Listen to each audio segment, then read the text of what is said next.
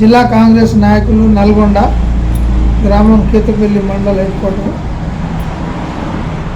నేను 1981లో కేతుపల్లి గ్రామ panchayat ward number గెలిచి ఉప సర్పంచ్గా బాధ్యతలు చేపట్టి రాజకీయ ప్రవేశం ఆ రోజు నుంచి ఈ రోజు వరకు కూడా 43 సంవత్సరాలు 42 సంవత్సరాలు అవుతుంది.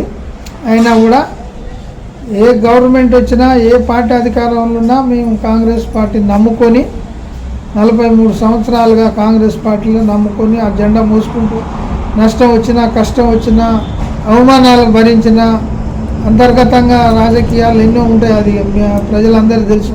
ఆధిపత్య పోరు అన్నీ తట్టుకొని కాంగ్రెస్ పార్టీకి ఉన్నాం.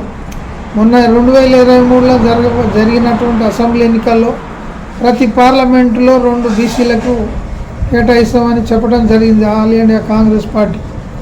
కానీ అది నల్గొండ జిల్లా 2 పార్లమెంటు ఉన్నాయి, భువనగిరి, నల్గొండ, రెండిట్లో కూడా మాకు బీసీలకు ఇయ్యలే.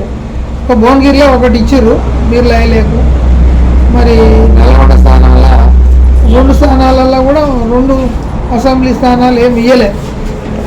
అదే వేరే పార్టీ వాళ్ళకు ఒక రకంగా ఇచ్చినా కూడా సరే గెలవలే, అది అయిపోయింది. కానీ మాకు రేపు భవిష్యత్తులో కాంగ్రెస్ పార్టీగా 40 సంవత్సరాలు 50 సంవత్సరాలు కాంగ్రెస్ పార్టీ జెండా మోసి కాంగ్రెస్ నమ్ముకున్న వాళ్లకు న్యాయం చేయాల్సిన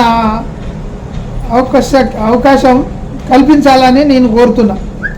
రాష్ట్ర కాంగ్రెస్ నాయకులు, రాష్ట్ర ముఖ్యమంత్రి, జిల్లా మంత్రులు కానీ రాష్ట్ర కాంగ్రెస్ నాయకత్వాన్ని కోరుకునేది ఏంటంటే, కాంగ్రెస్ని కష్టకాలంలో కూడా నమ్ముకొని ఉన్నటువంటి వాళ్లకు న్యాయం చేయాలి. కాంగ్రెస్ని వీడి పార్టీలు మారి ఉన్నోళ్ళు షో చేసుకుంటా ఎవరైతే అధికారంలోకి వస్తారో వాళ్ళ ముందల ఫస్ట్ ఉండే వాళ్ళు వాళ్ళని కనిపెట్టి కష్టపడ్డలకు కాంగ్రెస్ పార్టీ పదవులు ఇవ్వాలని కోరుచున్నాం.